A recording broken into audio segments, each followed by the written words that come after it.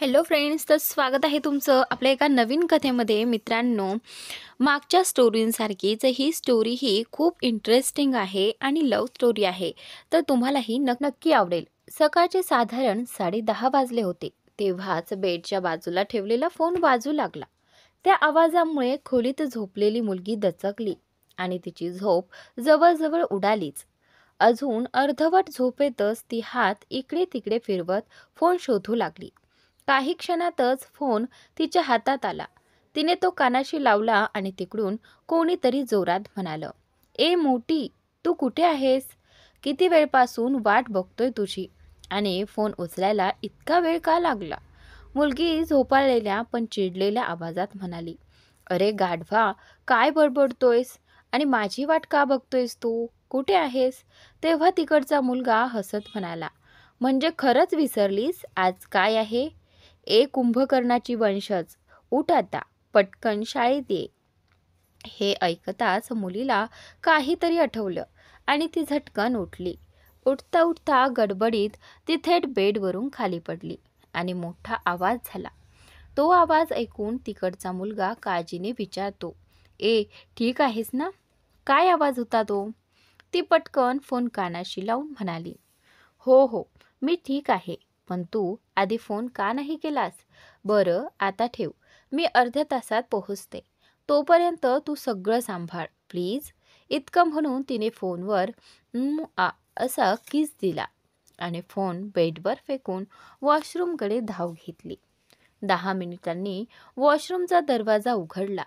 ती पिंक रंगाचा कॅज्युअल कुर्ता आणि निळ्या जीन्समध्ये सजली होती. आरशासमोर उभी राहून तिने केसांची एक साईड चोटी केली, थोडासा लिप टिट लावला आणि फोन हातात घेत रूममधून बाहेर पडणार एवढ्यात काहीतरी आठवलं. ती परत आत धावत आली आणि पागल्यासारखी काहीतरी शोधू लागली. तेवढ्यात सुमारे 65 वर्षांच्या तिच्या नानी आत आल्या. खोलीची अवस्था पाहून त्यांनी हात डोक्यावर ठेवला. "अरे बापरे, या खोलीचं काय हाल केलंस? जणू काही वादळ गेले. काय शोधतेस एवढ्या उताळेपणाने?" मुलगी चिडून किंचित ओरडली, "नानू, काय आहे ना, मला जेव्हा कुठे महत्त्वाचं काम असतं तेव्हाच काही ना काही वस्तू सापडत नाहीत. आता शाळेला उशीर झालाय आणि मला तो डॉक्युमेंटचा फाईल सापडत नाहीये." नानी शांतपणे म्हणाल्या, "हो, मग वेळेआधीच का नाही ठेवून देत सगळं? जेव्हा गरज पडते तेव्हाच सगळं घर डोक्यावर घेतेस." इतक्यात ती फाईल तिला सापडली. ती पटकन उठून म्हणाली, "ओ नानू, मला तुमची टोमणे फार आवडतात. 2 टोमणे काय मारले आणि मला माझी वस्तू सापडली." नानी कपाळावर हात ठेवून म्हणाल्या, "अगं, निदान नाश्ता तरी करून जा, पागलखानं." पण तोवर ती घरातून बाहेर पडली होती. आपल्या कावासाकी निंजा बाईकवर बसली आणि निघून गेली. रस्त्यातच तिने आपली बेस्ट फ्रेंड सानियाला घेतलं. दोघींच्या चेहऱ्यावरही एकच भाव, लेट झालो तरी एकत्रच हो. काही मिनिटांतच दोघी शाळेत पोहोचल्या. जशा त्या गेटमधून आत येतात तसाच एका मुलाचा आवाज येतो, हिरो, बघ तुझी हिरोईन आली, जा भेटून ये." तो मुलगा साहिल थोडासा वैतागून म्हणतो, "स्टॉप इट यार शुभम, ती माझी गर्लफ्रेंड नाही, बेस्ट फ्रेंड आहे. तुम्हाला दुसरं काही काम नाही का?" त्यावर त्याचा दुसरा मित्र आकाश हसत म्हणतो, "हो रे, पण आम्हालाही दिसतं सगळं. क्लासमध्ये काय चाललंय ते." साहिल डोळे फिरवतो, "तुमच्याशी बोलणंच निरर्थक आहे. मी तिच्याकडे जातो. आधीच उशीर झालाय आणि ती मला शोधत फिरली तर मग झालं काम." तिकडे सानियाला साहिल त्यांच्या दिशेने येताना दिसतो आणि ती हसत आपल्या मैत्रिणीला म्हणते, बघ, तुझा आशिक येतोय. म्हणजे तुझा तो तथाकथित बेस्ट फ्रेंड आला ना. आता तर तू आम्हा गरिबांकडे बघणारही नाहीस." त्याने थट्टेच्या सुरात म्हटलं. त्याच्या बोलण्यावर ती मुलगी काही बोलणार इतक्यातच तिथे साहिल आला आणि म्हणाला, अगं मोठी, कुठे होतीस एवढा वेळ? माहिती आहे का, त्या डोरेमॉननं म्हणजेच शाळेच्या प्रिन्सिपलनं त्यांची उंची थोडी कमी आणि पोट 7 महिन्यांच्या प्रेग्नेंट बाईसारखं पुढे आलेलं असल्याने त्यांना सगळे डोरेमॉन म्हणायचे. लेक्चर देऊन अगदी डोकं खाल्लं आहे. पुन्हा मोठी ऐकताच ती मुलगी चिडून म्हणाली, साहिलच्या लेकरा, माझं नाव अनुषा आहे. किती वेळा सांगू तुला? सगळ्यांसमोर असं मोठी मोठी म्हणून बोलू नकोस. आणि सांग बरं, मी तुला कोणत्या अँगलने मोठी दिसते? काय मी तुला सगळ्यांसमोर गाढव म्हणते का? पण खरं सांगायचं तर तू आहेसच गाढव. इतक्यात सानिया मध्येच म्हणाले, मिस्टर साहिल, जर आजच्या दिवसाचं तुमचं इन्सल्ट कोट पूर्ण झालं असेल तर आम्ही आता आमचे TC आणि बाकीचे डॉक्युमेंट्स गोळा करायला जाऊ का? आज त्यांचे बोर्डाच्या परीक्षांचे निकाल लागले होते आणि कॉलेजमध्ये प्रवेश घेण्यासाठी शाळेतून TC आणि इतर कागदपत्र घेणं आवश्यक होतं. सानियाचं बोलणं ऐकून साहिलने थोडा चिडून अनुषाकडे पाहत म्हटलं, अनु, चल ना, ऑफिस रूममधून तुझे डॉक्युमेंट्स घेऊन येऊया. आणि तिघेही तिथून निघाले. काही वेळाने सगळ्यांनी आपापली कामं संपवून शाळेबाहेर पडले. काही घरी गेले तर काही आपल्याला ग्रुपमध्ये गप्पा मारू लागले. सानिया आणि अनुषा पण पुढे कोणत्या कॉलेजमध्ये ॲडमिशन घ्यायचं यावर बोलत चालल्या होत्या. तेवढ्यात मागून कुणीतरी येऊन अनुषाच्या खांद्यावर हात ठेवतो आणि तिच्याबरोबर चालू लागतो. अनुषा थोडी त्रस्त होत हात झटकून म्हणणारच होती, तेवढ्यात सानिया हसत म्हणाली, अरे बापरे, पुन्हा सुरू झालं तुमचं? बेब, मी चालले, तुम्ही दोघं पुढं कंटिन्यू करा, बाय, असं म्हणत ती निघून गेली. सानिया गेल्यावर अनुषा चिडून म्हणाली, काय हवंय तुला? पुन्हा माझ्या मागे का आलास? जा तुझ्या मित्रांकडे, नाहीतर ते काय विचार करतील? तिचं बोलणं ऐकून साहिल म्हणाला, अगं तू असं रिॲक्ट का करतेस? तुला माहिती आहे ना सगळं? मी आधी स्पष्ट सांगितलं होतं तुला, मग पुन्हा पुन्हा असं का करतेस तू? साहिलचं तेच जुनं बोलणं ऐकून अनुषाला पुन्हा एकदा वाईट वाटलं. ती म्हणाली, हो, मैत्रीण आहे मी तुझी, बेस्ट फ्रेंड ना? मग तुझ्या मित्रांसमोर मला का दुर्लक्षित करतोस? फक्त म्हणून ना की ते समजतील आपल्यात काहीतरी चालू आहे आणि तू नकोय तुला रिलेशनशिपमध्ये असल्याचं कोणाला वाटावं म्हणून. पण सांग बरं, माझ्या मित्रांना नाही का माहीत तू कोण आहेस? ते नाही का समजत की मी आणि तू जवळचे आहोत? पण मी त्यांच्यासमोर तुला कधी दुर्लक्षित करत नाही ना? ती थोडं थांबून आपल्या भावना आवरून म्हणाली, ज्या दिवशी मीही तुला तुझ्या पद्धतीने वागवायला लागेल ना, त्या दिवशी कळेल तुला मी असं रिॲक्ट का करते ते. रिॲक्ट शब्दावर तिने जाणीवपूर्वक जोर दिला, जणू काही टोचून बोलली. आणि मग साहिलकडे दुर्लक्ष करून ती तिथून निघाली. साहिल फक्त तिला जाताना पाहत राहिला. तेवढ्यात आकाश आला आणि म्हणाला, यार, तू का तिच्या मागे लागतोयस? बघ ना कसं स्वतःचं सांगून निघून गेली, तुझं काही ऐकायलाही थांबली नाही. साहिल थोडा संतापून म्हणाला, ती माझं काही ऐकलं नाही, कारण जर ती ते थोडा वेळ अजून थांबली असती तर स्वतःचे इमोशन्स आवरू शकली नसती आणि माझ्यासमोरच रडली असती. पण तिला स्वतःची कमजोर बाजू दाखवणं आवडत नाही. तिला माझ्यापेक्षा चांगलं कुणीच ओळखत नाही. आकाश म्हणाला, जर इतकं चांगलं ओळखतोयस ना तू तिला, तर मग का दुखावतोयस तिला? तिच्या भावना समजूनही का दुर्लक्ष करतोयस? जे आम्हा सगळ्यांना स्पष्ट दिसतं ते तुला खरंच दिसत नाही का? की तू मुद्दाम पाहायचं टाळतोयस?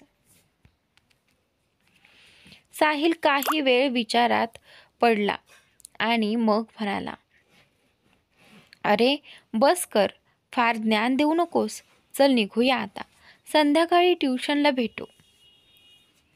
दुसरीकडे अनुषा घरी पोहोचताच सरळ आपल्या खोलीकडे धावली. ती अशी धावताना पाहून किचनमधून पुष्पा मावशी बाहेर येताना म्हणाल्या, अगं "अनु, काय झालं ग? अशी धावत का जातेस?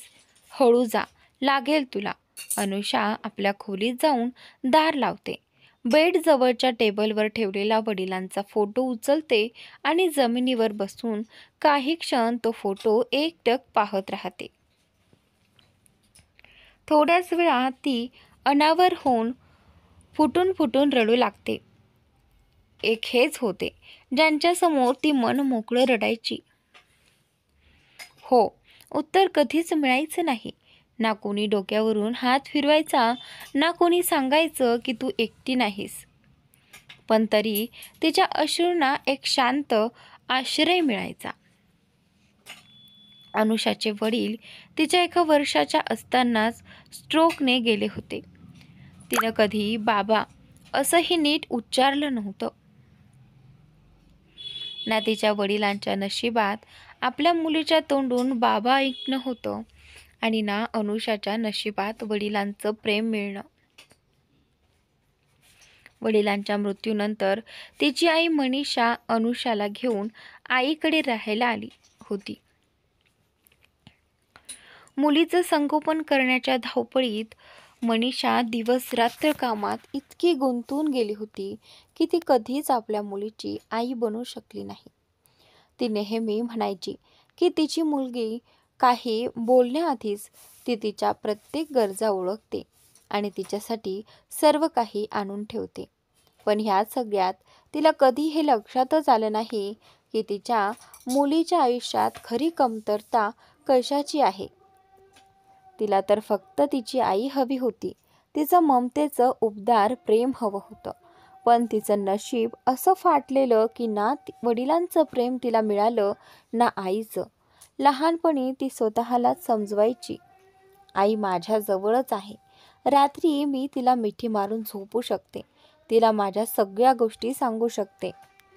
पण दिवसभराच्या थकव्यानंतर जेव्हा मनीषा घरी यायची तेव्हा ती एवढी दमलेली असायची की मुलीशी प्रेमाने 2 शब्द बोलणं तर दूरच, पण एवढंही विचारायचं सुचत नव्हतं की बाळा, तू कुठे आहेस ना? तुझा दिवस कसा गेला? जेव्हा अनुषा 6वीत होती तेव्हा अचानक मनीषाचं ट्रान्सफर दुसऱ्या शहरात झालं आणि ती आपल्या लहान अनुषाला आजीच्या स्वाधीन ठेवून निघून गेली. वर्षातून फक्त एकदाच ती काही दिवसांसाठी यायची. त्या दिवसापासूनच अनुषाने स्वतःला समजावलं की ती एकटीच आहे, तिचं कोणी नाही. पुढचं आयुष्य तिलाच स्वतःच्या बळावर पार करायचं आहे. आणि असंच करत करत ती आपल्या वयाच्या मानानं खूपच परिपक्व झाली होती. आजचा दिवस. अनुषा रडत रडत आपल्या वडिलांशी बोलत होती. पप्पा, तुम्ही मला का सोडून गेलात? माझी चूक काय होती? मी इतकी वाईट आहे का की कोणीही माझ्यासोबत राहू इच्छित नाही? आधी तुम्ही, मग मम्मा आणि आता एक साहिलच उरला होता ज्याच्यासमोर मी स्वतःला बनावटपणे दाखवायची गरज भासत नाही, ज्याच्याशी मी माझ्या सगळ्या भावना वाटू शकते.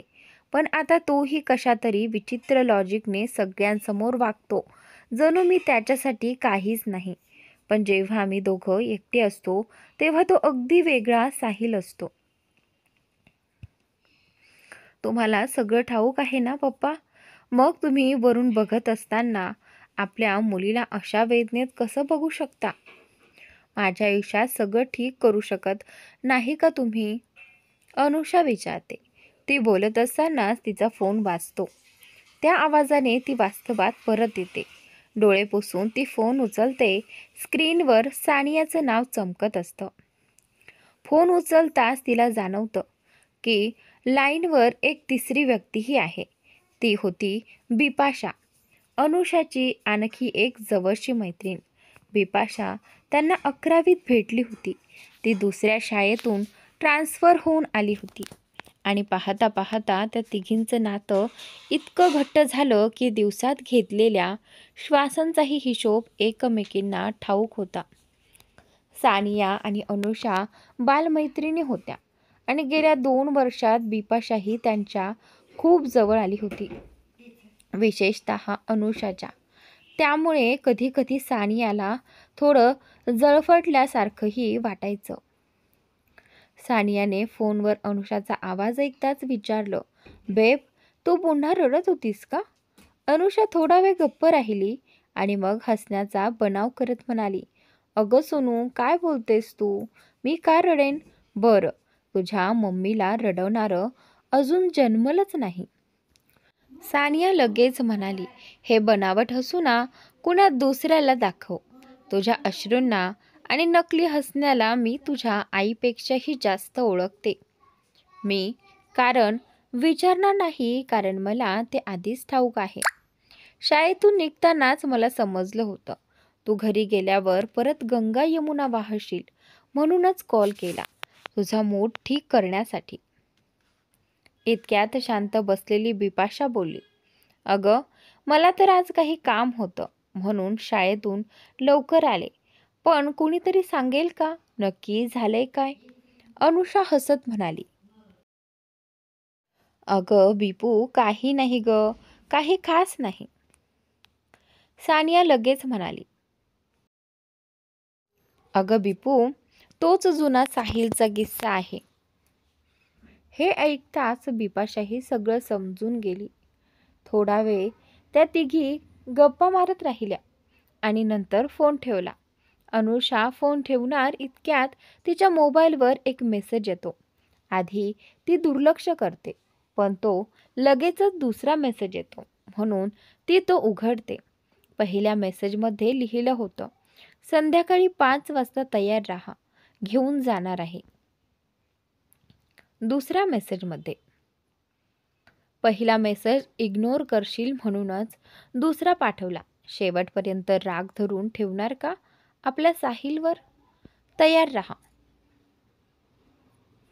तो मेसेज अर्थातच साहिलचा होता. त्याने अनुषाला आधी फोनही केला होता, पण ती सानिया आणि बिपाशाची बोलत असल्यामुळे फोन बिझी लागत होता.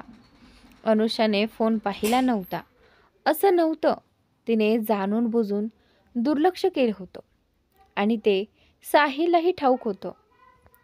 साहिलचा शेवटचा मेसेज वाचताच अनुषाच्या चेहऱ्यावर एक हलकीशी अनाहूत स्मित रेषा उमटली. ती मनातच हसत म्हणाली, गठ्ठा कुठला, आणि चेहऱ्यावरच्या लालसरपणाला आवरू शकली नाही. तो पूर्णपणे भावनाशून्य दिसत होता. पण त्याच्या मनात सध्या कोणतं वादळ सुरू आहे हे ऋषभ चांगल्या प्रकारे ओळखू शकत होता. आणि ओळखणारच ना, इतक्या वर्षांपासून तो त्याच्या सोबत आहे. त्याच्या प्रत्येक गोष्टीची त्याला कल्पना असतेच. काही न बोलता ऋषभ शांतपणे केबिनच्या बाहेर निघून गेला. त्याच्या गेल्यानंतर तो माणूस आपल्या खुर्चीला टेकून डोळे मिटतो आणि त्याच्या डोळ्यातून एक अश्रू अलगद वाहून जातो. डोळे मिटलेल्या अवस्थेतच तो हळू आवाजात म्हणतो, शेवटी का केलंस असं तू? काय कमी आहे माझ्यात? मी तुला आनंदी ठेवत नाही का? मग माझ्या मनाईनंतर सुद्धा तू माझ्यापासून लपवून असं का केलंस? थोडा वेळ तो तसाच बसून राहिला. नंतर त्याने डोळे उघडले आणि स्वतःशीच म्हणाला, नाही, मी असा कमकुवत पडू शकत नाही. मी अविराज सिंग राठोड आहे. ASR. हो, त्या व्यक्तीचं नाव होतं Aviraj Singh Rathod. ASR entertainments and international या कंपनीचा CEO आणि एंटरटेनमेंट जगातील एक प्रसिद्ध नाव. ASR, काही लोक त्याला प्रेसिडेंट राठोड म्हणूनही ओळखतात. वय 27 वर्ष, उंची 6 फूट 3 इंच, गोरा वर्ण, उत्तम ठेवलेलं मस्क्युलर बॉडी, निळे डोळे. थोडक्यात सांगायचं तर तो स्वतः एखाद्या मॉडेल किंवा सेलिब्रिटीपेक्षा काही कमी नव्हता. त्याची नजर टेबलावर ठेवलेल्या फाईल्सकडे गेली. वरच्या फाईलवरील फोटोवर त्याचं लक्ष थांबलं आणि हात आपोआप त्या फाईलकडे गेले. त्याने फाईल वाचली नाही, फक्त फोटोंकडे निरखून पाहू लागला. त्या एका फोटोला पाहून त्याला उर्वरित फोटो पाहण्याची उत्सुकता झाली, म्हणून त्याने सगळे फोटो बाहेर काढून बारकाईने पाहू लागला. ती एका मुलीचे फोटो होते आणि प्रत्येक फोटोमध्ये ती मुलगी वेगळीच दिसत होती. एका फोटोमध्ये तिने शॉर्ट ड्रेस आणि छोटे केस ठेवले होते, तर दुसऱ्यात तिने साडी घातली होती आणि केस सरळ व थोडे लांब होते. काही ठिकाणी जीन्स आणि क्रॉप टॉप, तर काही ठिकाणी सलवार. एकूणच ती प्रत्येक लूक आणि आउटफिटमध्ये सुंदर, आकर्षक आणि आत्मविश्वासपूर्ण दिसत होती. जणू वेस्टर्न असो वा ट्रेडिशनल, प्रत्येक स्टाईल ती सहजपणे पेलू शकत होती. ते फोटो पाहून अभिराजच्या तोंडून नकळत एक शब्द बाहेर पडला, परफेक्ट. मग स्वतःच विचार करू लागला, एखादी व्यक्ती प्रत्येक लुकमध्ये इतकी परफेक्ट आणि ग्रेसफुल कशी दिसू शकते. अधिक विचार न करता त्याने सर्व फोटो परत फाईलमध्ये ठेवले. ती नीट बांधून साईडला ठेवली आणि पुन्हा आपल्या कामात गुंतला. दुसऱ्या बाजूला संध्याकाळचे 4:30 वाजले होते. अनुषा आपल्या खोलीत ड्रेसिंग टेबल समोर बसून केस विंचरत होती. तेवढ्यात तिच्या फोनवर मेसेज आला. तिने मेसेज उघडून पाहिला. मी तुझ्या घराबाहेरच्या नाक्यावर आहे, लवकर ये. मेसेज वाचून अनुषा लिहिणार होती, गरज नाही, तू जा, मी स्वतःच येते. इतक्यात पुन्हा एक मेसेज आला. जर तू आली नाहीस तर मी स्वतः तुझ्या घरात तुला घ्यायला येईन. So be a good girl and come first. साहिलचा तो मेसेज वाचून अनुषा चिडून म्हणाली, अरे देवा, हा मुलगा ना. थोड्या वेळाने अनुषा घराजवळच्या नाक्यावर पोहोचली. साहिल तिला पाहून आपल्या बाईकला टेकून उभा होता आणि दुरूनच हात हलवत होता. अनुषा शांतपणे त्याच्याकडे गेली. काहीही न बोलता बाईकच्या मागे बसली. त्यावर साहिलच्या चेहऱ्यावर एक हलकीशी खोडकर स्मितरेषा उमटली. त्याने बाईक सुरू केली आणि दोघं ट्युशनकडे निघाले. खरं तर साहिलने जाणून बुजून तिच्या ट्युशनची वेळ आणि विषय स्वतःच्या सोबतच ठेवले होते, म्हणजे ते दोघं नेहमी एकत्र राहू शकतील. रस्त्यात अनुषा थोडं अंतर ठेवून बसली होती. ती अजूनही रागात होती हे साहिलला नीट कळत होतं. त्याने थोडा खेळ करायचं ठरवलं. त्याने अचानक ब्रेक मारला. आशा होती की झटका बसल्याने अनुषा त्याच्यावर आपोआप टेकून बसेल, आणि त्यानंतर पण असं काही झालंच नाही. कारण अनुषाने आधीच बाईकच्या मागच्या रोडला घट्ट पकडलं होतं. तिला माहीत होतं की साहिल असं काहीतरी करणार, म्हणून ती आधीच तयार होती. साहिलचा प्लॅन फसला हे पाहून त्याने आपल्या डाव्या हाताने अनुषाचा हात धरला आणि तो आपल्या कमरेभोवती ठेवला. पण अनुषाने तो हात लगेच दूर घेतला. दोनदा असं झाल्यावर तिसऱ्यांदा साहिलने तिचा हात कमरेवर ठेवला आणि ती तो काढणार इतक्यात साहिलने थोड्या रागात म्हटलं, यावेळी जर तू हात परत घेतलास ना तर फक्त बघ. त्याच्या आवाजातला तो भाव अनुषाला काहीसा वेगळा वाटला. तिने हात परत घेतला नाही, उलट थोडी जवळ आली आणि त्याला मागून हलकेच मिठी मारली. तिचं डोकं त्याच्या पाठीवर टेकवलं आणि डोळे मिटले. तिच्या या कृतीनं साहिलच्या चेहऱ्यावर जी स्मित आली ती खरंच पाहण्यासारखी होती. रात्री साधारण 9 वाजले होते. हॉटेल गोल्डन हेवन त्या आलिशान हॉटेलच्या एका VIP रूममध्ये अभिराज काचांच्या दरवाजाला एक हात टेकून उभा होता. दुसऱ्या हातात वाईनचा ग्लास घेत, वाईनची एक एक सिप घेत तो मुंबईच्या रात्रीच्या दृश्यात हरवून गेला होता. चेहऱ्यावर एक शांत पण विचारमग्न भाव होता. इतक्यात त्या रूमचं दार उघडलं आणि एक मुलगी आत आली. ती मागून अभिराजला मिठी मारत हसत म्हणाली, जान, खूप वेळ वाट पाहत होता का? सॉरी हां, तुला माहिती आहे ना आजकाल कामाचं किती प्रेशर असतं. तिचं बोलणं ऐकून अभिराज हळूच तिच्याकडे वळला आणि थोडं टोचून म्हणाला, हो बरोबर आहे, कामाचा स्ट्रेस तर खूप आहे तुझ्यावर आजकाल, पण माझ्यापेक्षा जास्त वर्कलोड आहे असं वाटतंय मला. त्याच्या आवाजातला ताण आणि टोमणा निशाला नीट समजला. ती लगेच विषय बदलत म्हणाली, अगं ओ जान, या गोष्टींचा विचार करून काय उपयोग? आपण दोघं एकत्र आहोत आणि हवामान पण किती सुंदर आहे आज. तर मग बोलण्यात वेळ घालवण्यापेक्षा काहीतरी दुसरं करूया का? असं म्हणत ती हळूहळू अभिराजच्या शर्टचे बटन उघडू लागली आणि त्याला स्वतःकडे ओढून किस करू लागली. पण अचानक अभिराजने तिला उलट फिरवून काचांच्या भिंतीवर दाबलं आणि रागाने जवळपास हिंसक पद्धतीने तिला किस करू लागला. त्याचा तो रफ टच निशासाठी वेदनादायक ठरत होता. तिच्या ओठांवर जणू चुंबन नव्हतं तर रागाचा दंश होता. ती आणखी सहन करू शकली नाही. तिने त्याला जोरात ढकलून दूर केलं आणि धापा टाकत ओठांवरचा रक्ताचा थेंब पुसला. ती रागाने ओरडली, "व्हॉट द हेल अविराज, हे काय आहे? वेडा झाला आहेस का? प्राण्यांसारखं वाईट कोण करतं? पहिल्यांदाच किस केलंस का माझ्याशी? की आता मला शिकवावं लागेल तुला किस कसं करायचं ते?"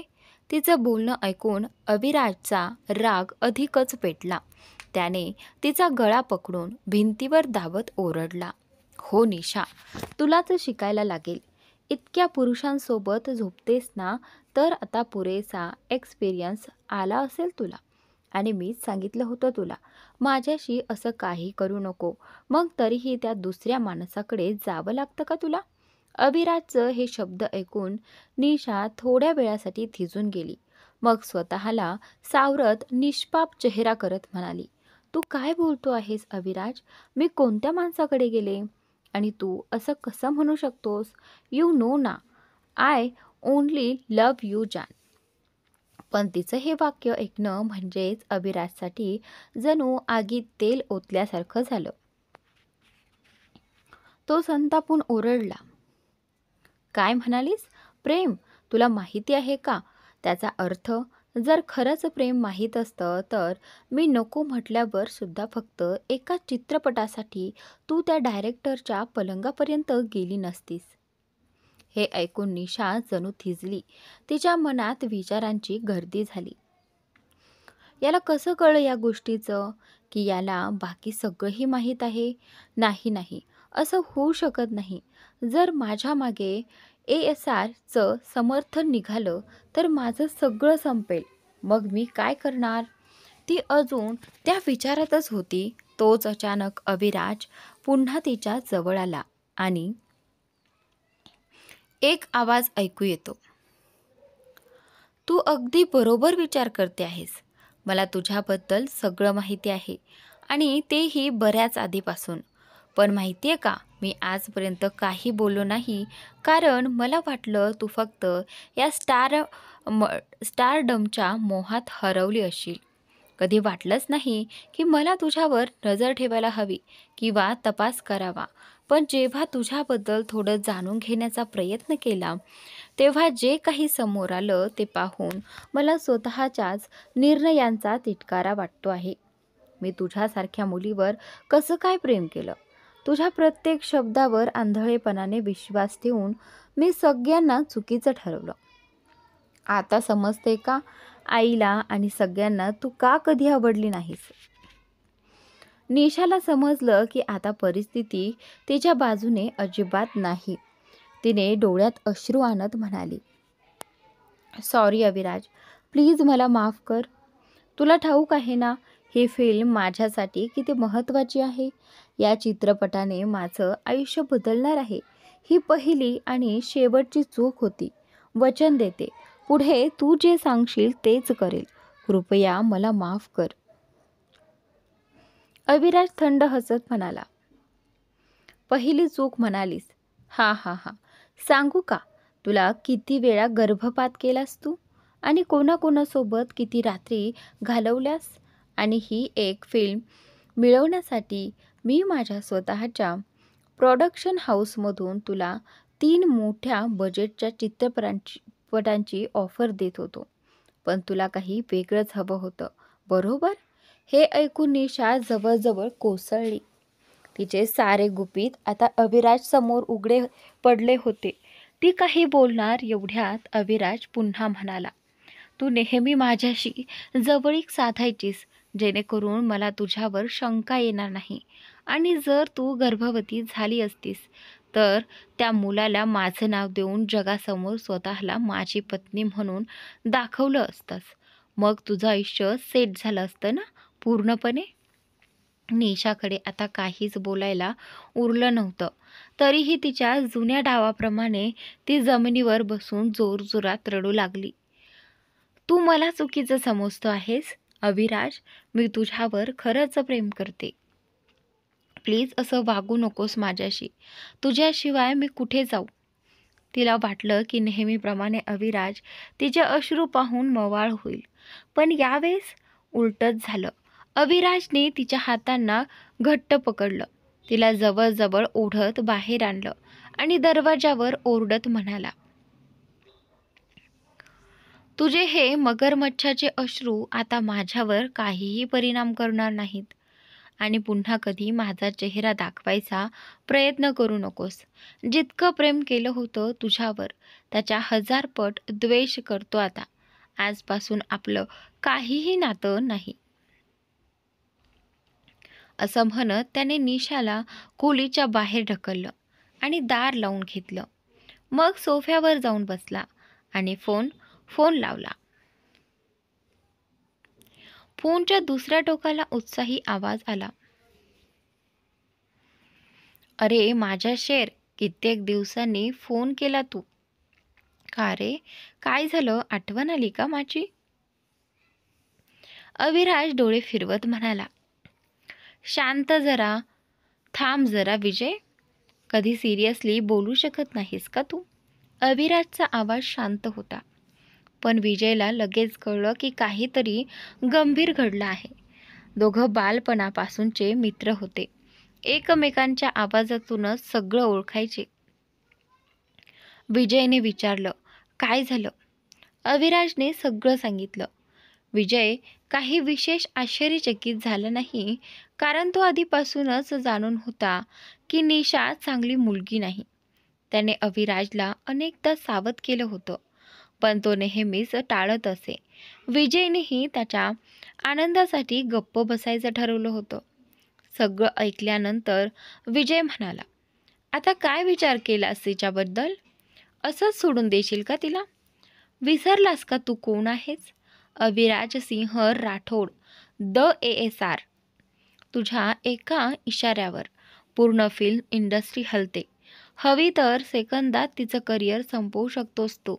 तिने तुझ्या भावना खेळवल्या आणि तू तिला असंच जाऊ देशील? तेव्हा अविराज थंड पण भयंकर आवाजात म्हणाला, कोण म्हणालं मी तिला सोडून देणार आहे?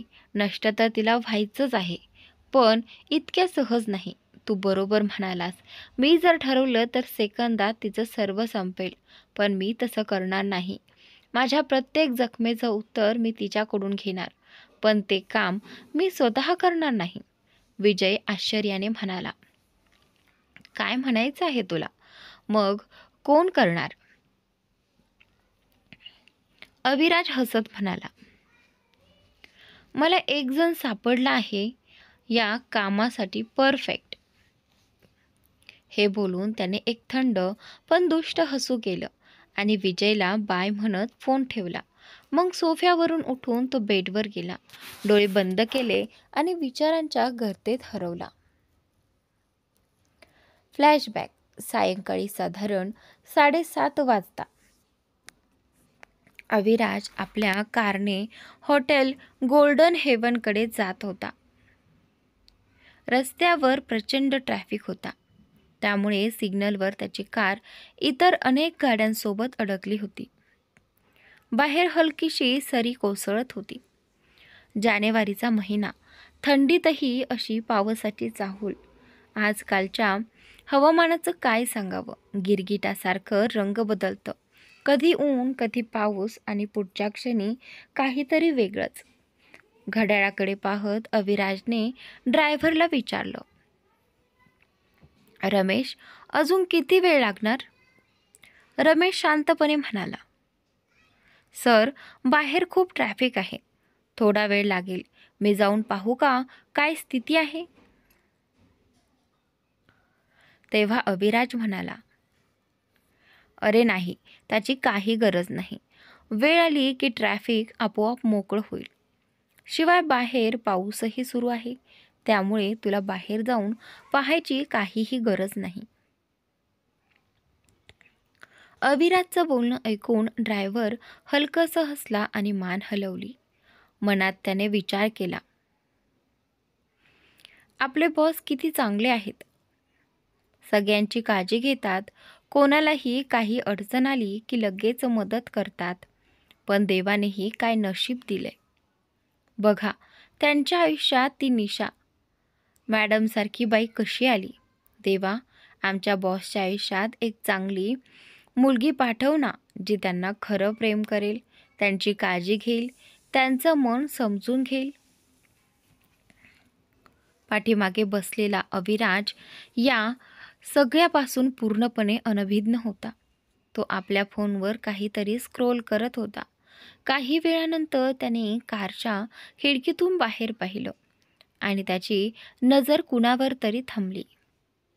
एक मुलगी जिने डार्क निळ्या जीन्ससोबत पांढरा शुभ्र क्रॉप टॉप आणि त्यावर लाल लाल लांब रंगाचं श्रग घातलं होतं. तिचे केस खुले साईड पार्ट करून पुढे थोडीशी वेणी बांधून स्टाईलने केलेले, ओठांवर हलका गुलाबी लिप टिंट. ती यात इतकी गोड आणि सुंदर दिसत होती की नजर हटत नव्हती. ती काही मैत्रिणींसोबत रस्त्याच्या कडेला असलेल्या बुट्ट्याच्या ढेल्याजवळ उभी होती. कधी हसत गप्पा मारत होती, तर कधी जवळच्या मैत्रिणीला चिडवत होती. आणि तिचं हसणं एवढं संसर्गजन्य होतं की सगळ्यांसोबत अविराजही नकळत हसला. त्यालाही ते जाणवलं नाही की तो तिच्या स्मिताकडे बघून स्वतःचं हसू दाबू शकत नव्हता. तेव्हाच बाजूच्या कारमध्ये बसलेल्या माणसानं ट्रॅफिकमुळे कंटाळून रेडिओ सुरू केला आणि गाणं वाजू लागलं. किसी शाम की तरह तेरा रंग है खिला. अविराज तिच्याकडे पाहत मनात म्हणाला, फोटो पाहून वाटलं होतं की फोटोशॉपचा जादू असेल, पण आता प्रत्यक्ष पाहून स्वतःला चुकीचं ठरवावं लागते. तू खरंच फोटोपेक्षा कितीतरी अधिक सुंदर आहेस. गाणं पुढं चालूच राहिलं. हा, तुझे देखता रहा किसी ख्वाब की तरह. ती मुलगी म्हणजेच अनुषा. गाण्याचे सूर तिच्यापर्यंतही पोहोचले होते. ती बाजूला उभ्या साहिलकडे पाहत होती. पुढच्या ओळी लागल्या, टूटा जो कभी तारा सजनावे तुझे रब से मांगा. अविराजने तिच्याकडे पाहत विचार केला, तुझ्यासारख्या टॅलेंटसाठी SR एंटरटेनमेंट्स दरवाजे नेहमी खुले आहेत. आता तू माझ्या कंपनीची मॉडेल होणारच. गाण्याचे शब्द तिच्या हालचालींसोबत जुळल्यासारखे भासत होते. तू मिलेगा तो जाने ना दूंगा मैं. अविराज तिच्याकडे बारीकाईने पाहत होता. तिचा चेहऱ्यावरचं भाव, तिची बॉडी लँग्वेज, तिचे गुलाबी ओठ आणि त्याखालील छोटासा तीळ, जे तिच्या सौंदर्यात अजून भर घालत होते. तिचं हसणं, तिचे वाऱ्यावर उडणारे केस, या सगळ्यात तो हरवून गेला होता. अनुषा मात्र याबाबत पूर्णपणे अनभिज्ञ होती. ती आपल्या भुट्ट्याचा आनंद घेत होती आणि अधूनमधून टेड्या नजरेने साहिलकडे पाहत होती. तेवढ्यात ट्रॅफिक सुटला आणि इतर कार्ससोबत अविराजची कारही पुढे निघून गेली. कार सुरू होताच जणू तो स्वप्नातून बाहेर आला आणि काहीतरी विचारमग्न झाला. Flashback end. वर्तमान काळ. अविराजने डोळे उघडले आणि रिषभला फोन केला. आज ज्या नवीन मॉडेल्सच्या फाईल्स दिल्या होत्या त्या सगळ्या मला उद्या परत दे. मला तातडीने कोणाला तरी सिलेक्ट करायचं आहे. रिषभने ओके बॉस म्हणत फोन ठेवला. अविराज थोडं हसला, तिरकस स्मित करून डोळे मिटले आणि झोपून गेला. दुसरीकडे साहिलने अनुषाला परत ज्या ठिकाणी तिला उचललं होतं तिथेच सोडलं. अनुषा बाईकवरून उतरून निघायला लागली. तेवढ्यात साहिलने तिचा हात पकडला. ती मागे वळली तर साहिल म्हणाला, काय अनु, अजूनही रागावली आहेस का? ट्युशनमध्येही बोलली नाहीस माझ्याशी? बरं ठीक आहे, सॉरी बाबा, आता तरी माफ कर ना. तुला माहिती आहे तुझ्याशी बोलल्याशिवाय मला झोपच येत नाही. प्लीज ना मोठी. त्यानंतर असं म्हणत त्याने दोन्ही कान पकडले आणि लहान मुलासारखा चेहरा केला. अनुषाने त्याच्याकडे दुर्लक्ष करून जाण्याचा प्रयत्न केला, पण ती 2 पावलं गेली असताना साहिल धावत गेला. तिचा हात धरून तिला आपल्या दिशेने ओढलं आणि एक हात तिच्या कमरेवर ठेवून दुसऱ्या हाताने तिच्या मानेमागे घेतलं आणि थेट तिच्या ओठांवर आपल्या ओठांचा स्पर्श केला.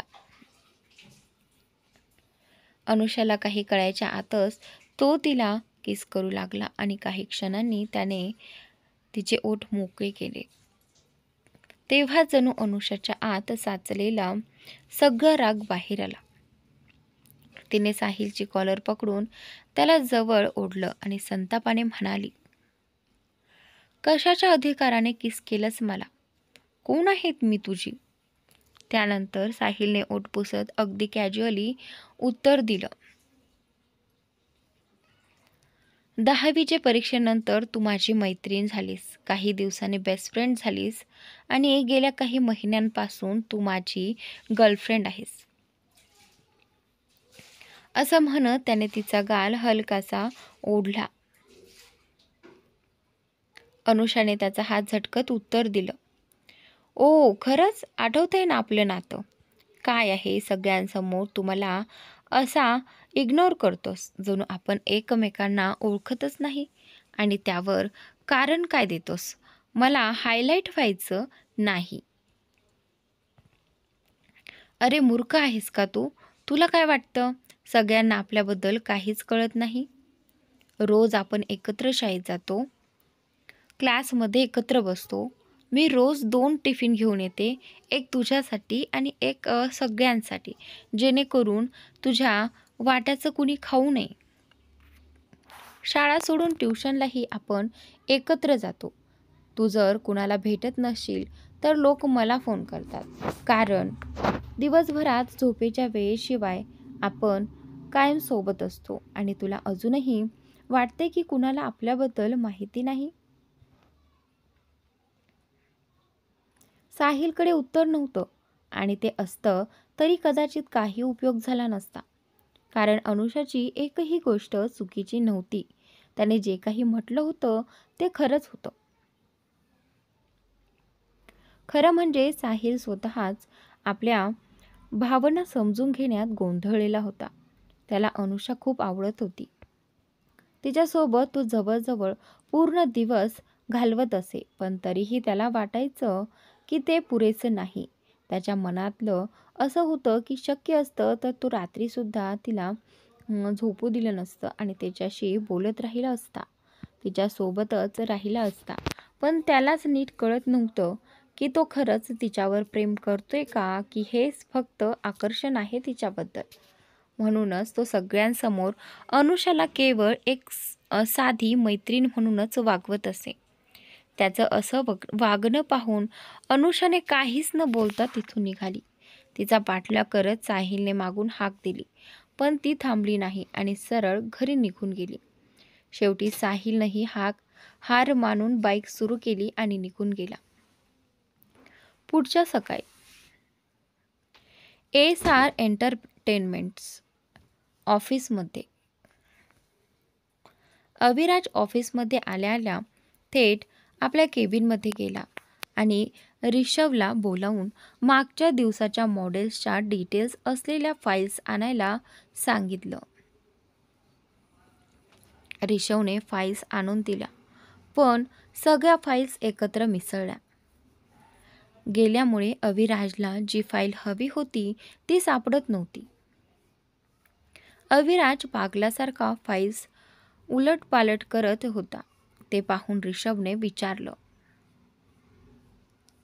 बॉस काय झालं, काही विशेष शोधताय? त्यावर अविराज म्हणाला, अरे ती कालची फाईल शोधतोय. ऋषभ थोडा गोंधळला. कालची फाईल म्हणजे कोणती बॉस? मला काही समजलं नाही.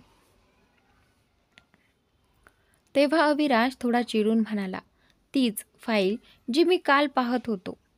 आणि तुला काय माहिती असणार, तू होतास का तेव्हा? हे ऐकून ऋषव थोडा झेपला आणि म्हणाला, सॉरी बॉस, तुम्ही असं करा, मला कॅन्डिडेटचं नाव सांगा, मी लगेच शोधतो. पण बिचारा अविराज काय सांगणार, त्याने काल नाव वाचलंच नव्हतं. तो तर फोटोमध्येच हरवला होता. स्वतःला नॉर्मल दाखवत तो म्हणाला, तू ते सगळं सोड आणि आपलं काम कर. Will help my self.